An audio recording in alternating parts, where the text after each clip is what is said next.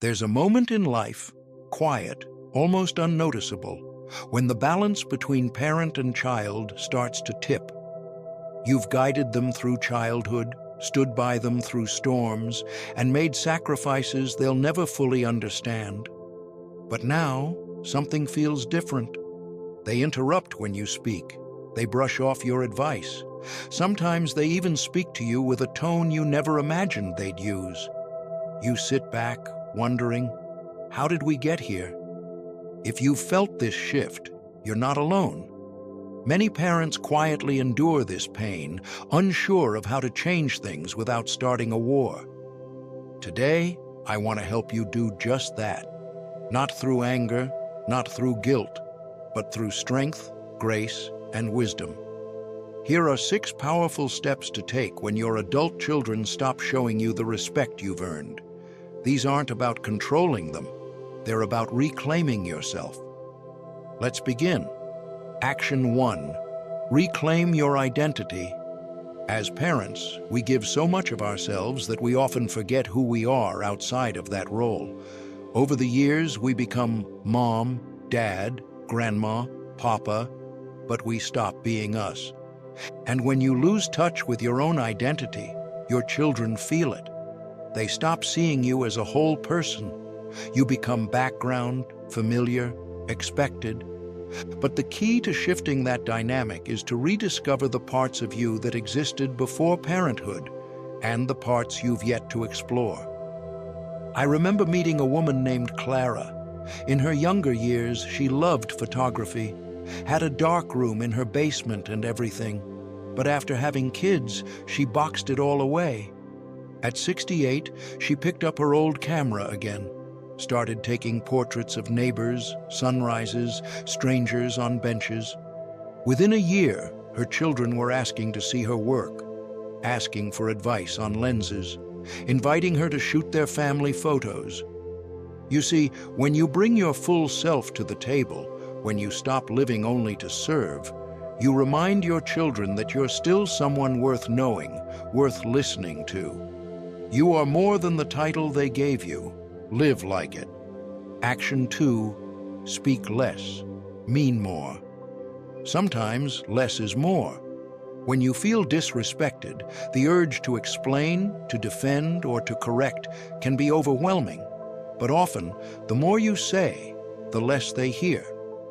There's power in quiet confidence. I met a man named Jerome. He was a retired engineer, sharp as a tack. His son would often interrupt him during conversations, roll his eyes when he shared an opinion. But Jerome didn't lecture him. He didn't scold. Instead, he simply started pausing when interrupted. He would go silent. Eventually, his son noticed. "Why'd you stop talking?" he asked. Jerome replied calmly, "I speak when people are listening." That moment hit differently. It didn't come from anger. It came from quiet dignity, and it changed everything. The truth is, respect doesn't come from volume. It comes from presence. Let your silence speak when words won't. Action 3. Shift from giving to sharing. As parents, we often overgive. Our time, our money, our energy. We do it out of love, but sometimes that love becomes unbalanced. Here's the truth. People value what they earn.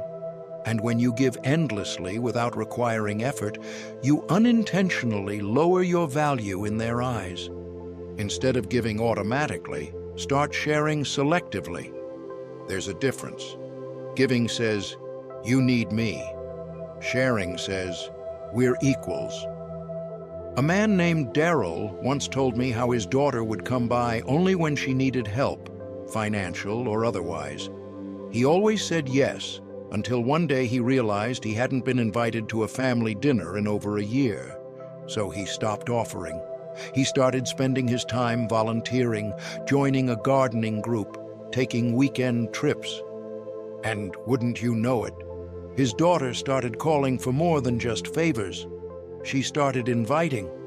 Because when Daryl began treating his own time and energy as valuable, others had no choice but to do the same. Action 4. Be the mirror, not the megaphone. Disrespectful behavior often comes from unresolved emotions, not always yours, sometimes theirs. Instead of trying to correct your children's behavior with lectures or emotional outbursts, try this. Be the mirror. Reflect their energy with calm clarity. If they raise their voice, keep yours steady. If they insult, speak with care. If they dismiss, remain grounded. This doesn't mean accepting mistreatment. It means showing them a better way without lowering yourself. I knew a grandmother named Rosa, whose grandson would mock her beliefs and roll his eyes at her stories. One day, instead of getting upset, she simply said, "You don't have to agree with me, but I won't allow myself to be mocked. I'm happy to talk when you're ready to have a real conversation." And she got up and walked away. That act of calm strength stayed with him. He later apologized, not because he was forced to, but because he was shown how to do better. When you model the behavior you expect, it often comes back to you. Action 5. Build a life that doesn't revolve around them. Many parents center their world around their children, even after those children grow up and build lives of their own. But here's the thing. If you make them your whole world, they'll eventually treat you like background noise. You need your own life, your own passions, your own people. When you create a life that excites you, fulfills you, and nourishes your soul, something remarkable happens. Your children become drawn to you again. They see someone vibrant, someone full, someone alive. I once met a widower named Henry who joined a ballroom dancing class at 72. At first, his kids thought it was weird, but when he posted videos of his waltz competitions and weekend outings, they suddenly wanted to visit more, talk more, be around him more. Not because he chased them, but because he inspired them. Don't wait for your children to make your life meaningful. Create that meaning yourself and let them catch up. Action 6. Redefine respect. What does respect mean to you? For some, it's about being listened to. For others, it's being consulted, valued, or acknowledged. But maybe the deepest kind of respect isn't about how others treat you. It's about how you treat yourself when no one's watching. When you honor your time, when you protect your peace, when you invest in your growth, you are respecting you. And when your children see that self-respect, they learn how to treat you from the example you set. So if you've been feeling invisible, undervalued, or unheard, it's time to come back to yourself. Start there. If you've made it this far, I want you to know this. You are not alone. There is dignity in aging. There is wisdom in your silence. And there is power in every boundary you choose to hold. Drop a 6 in the comments if this message spoke to you. And if you haven't already, subscribe and tap the bell so you don't miss more wisdom like this. Thank you for being here. And more importantly, thank you for still growing.